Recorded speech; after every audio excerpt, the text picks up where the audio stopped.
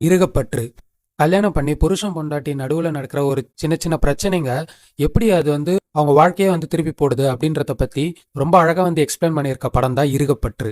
இந்த இறுகப்பற்றுன்ற படத்துல 3 டிஃப்ரெண்ட் கப்புள்ஸ்க்கு நடக்கிற நிகழ்வுகளை தான் இந்த படமா வந்து எடுத்திருக்காங்க. ஸ்டோரியில ஃபர்ஸ்ட் கதை யாருதுன்னு பாத்தீங்கன்னா ரங்கேஷ் பவித்ரா. ரங்கேஷ்ன்றவர் பாத்தீங்கன்னா ஐடில இருந்து ஒர்க் பண்றாரு. அவங்களுக்கு வந்து ஒரு சின்ன குழந்தை இருக்காங்க. பட் ரங்கேஷ்க்கு என்ன ஆகுதுன்னு பாத்தீங்கன்னா அவங்க ஒய்ஃப் வந்து ரொம்ப ஃபேட்டா இருக்கிறது வந்து பிடிக்கல. ஸோ அவர் ரொம்ப நிறைய வாட்டி அவங்க ஒய்ஃப் கிட்ட சொல்லி வந்து அவங்க வெயிட் வந்து ரெடியூஸ் பண்ணுற மாதிரி தெரியல. ஸோ இதனால வந்து அவருக்கு ரொம்பவே கோவப்படுறாரு, அவங்க கிட்ட சண்டை போடுறாரு. ஸோ சின்ன சின்ன பிரச்சனைகள்லாம் சேர்ந்து என்ன ஆகுதுன்னு பார்த்தீங்கன்னா ஒரு கட்டத்தில் வந்து டிவோர்ஸ் வாங்கிடலாம் அப்படின்னு 2 பேரும் வந்து முடிவு பண்ணுறதுக்காக பார்க்குறாங்க. பட் அந்த டைமில் தான் வந்து கவுன்சிலர் வந்து ட்ரை பண்ணி பார்க்கலான்ட்டு போகிறாங்க. இந்த மேரேஜ் கவுன்சிலராக யார் வராங்க பார்த்தீங்கன்னா மித்ரான்றவங்க வராங்க. ஸோ அவங்க கிட்ட வந்து அவங்களோட பிரச்சனைகளை வந்து எக்ஸ்பிளைன் பண்ணும்போது பார்த்தீங்கன்னா இதுமாரி அவங்க ஃபேட்டாக இருக்கிறது தான் வந்து அவங்களுக்கான பிரச்சனைன்னு தெரிய வருது. ஸோ அதனால என்ன பண்ணுறாங்கன்னா அவங்க ஒய்ஃபும் வந்து வெயிட் ரெடியூஸ் பண்ணுறதுக்கு வந்து முயற்சி செய்கிறாங்க. ஸோ ஒரு நாள் என்ன ஆகுதுன்னு பார்த்தீங்கன்னா ரங்கேஷ்க்கு வந்து ஐடி ஜாப்ல ஒர்க் பண்ணிட்டு இருந்தார்ல. ஸோ அதில் வந்து ஒரு பிரச்சனைனால அவர் வேலையை விட்டு நிறுத்திடுறாங்க. இதனால அவங்க ஃபேமிலி பார்த்தீங்கன்னா வந்து ரொம்பவே கஷ்டப்படுறாங்க.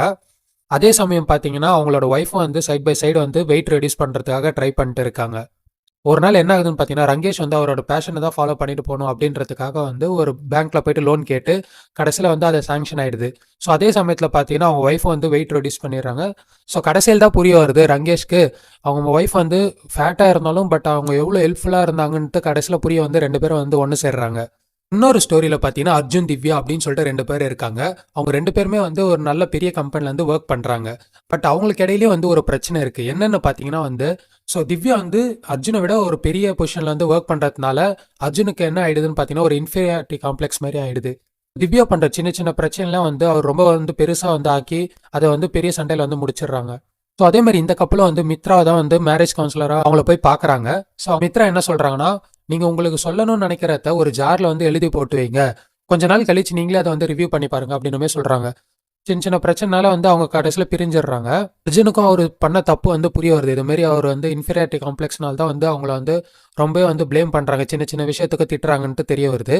ஃபைனலாக வந்து பார்த்தீங்கன்னா ஒரு நாள் வந்து ரிவர்ஸ்க்கு வந்து அப்ளை பண்ணிட்டு போகிறாங்க. பட் ஆனால் அவங்க வந்து அந்த டைமில் வந்து அவங்களோட முடிவை மாற்றிட்டு 2 பேரும் வந்து கடைசியில் வந்து ஒன்று சேர்ந்துடுறாங்க.